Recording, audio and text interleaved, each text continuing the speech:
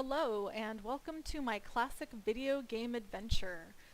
This is a mini game that I created in Minecraft. It is a maze with a twist. It has 13 dungeons inside. And the object of the game is to proceed through the maze, and when you arrive at a dungeon you're presented with a clue.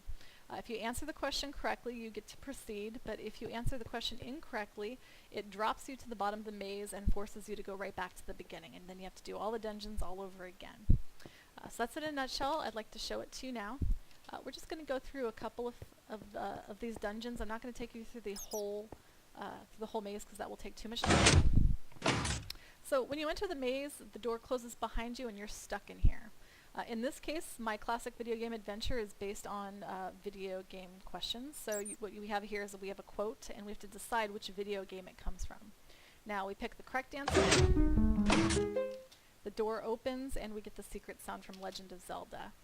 If we pick the incorrect answer, bam, it drops us underneath and we have to go back out to the beginning. Now what I've done here is I did leave this open. I thought it looked kind of cool with all the redstone from the dungeons underneath, so I left that open. Just thought it was fun. So again, we have to start back at the beginning. If we were on dungeon number 13, we'd gotten all the way that far and we get the answer incorrect, then we'd have to do all 13 dungeons again. So, another note, I did create 4 different types of dungeons. Creepy sound. The reason is the dungeons can either have your door on your right-hand side of the button or sometimes on the left-hand side. And then once you get inside, you have a button, the correct button can be on the left or the right. So there are actually 4 combinations for dungeons. I created the dungeons in a different world save, and then I did use MC Edits to create a schematic, and then I imported them here. It made it really easy and quick work. Then I could rotate them and place them wherever I wanted and pick them up again.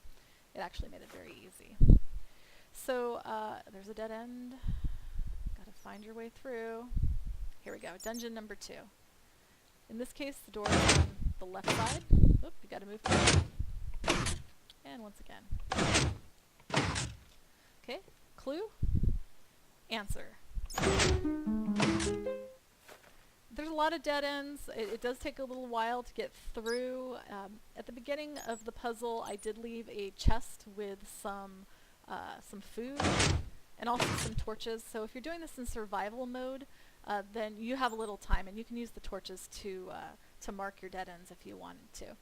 I'm never going to get out of here quickly enough. There we go. And that's it in a nutshell. I would like to show you the end game. I don't want to go through this whole thing with you now. Okay. There are the note blocks on top. You can see those. That's where you get your friendly secret sound when you progress. If you drop to the bottom, if you noticed, there was no sound at all. You don't get any pomp and circumstance if you get the wrong answer.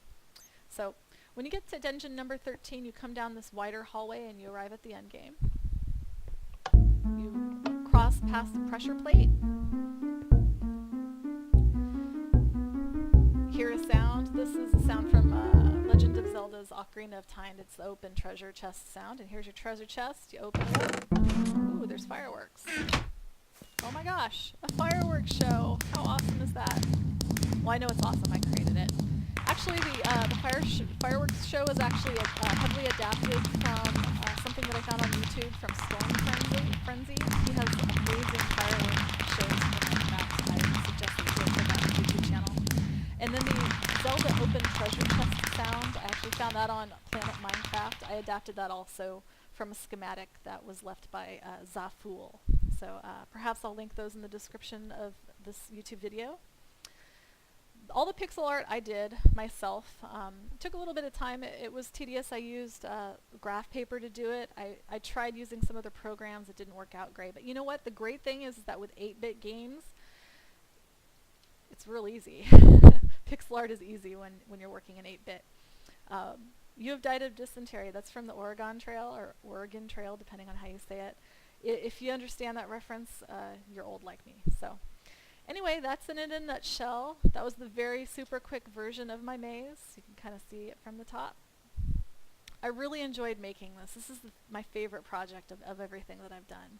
This is also the first one that I'm posting publicly. So If you have any questions or comments, please leave me a message. If I can, I'll answer them. I hope you had as good a time watching this as I had making it. So have a great day.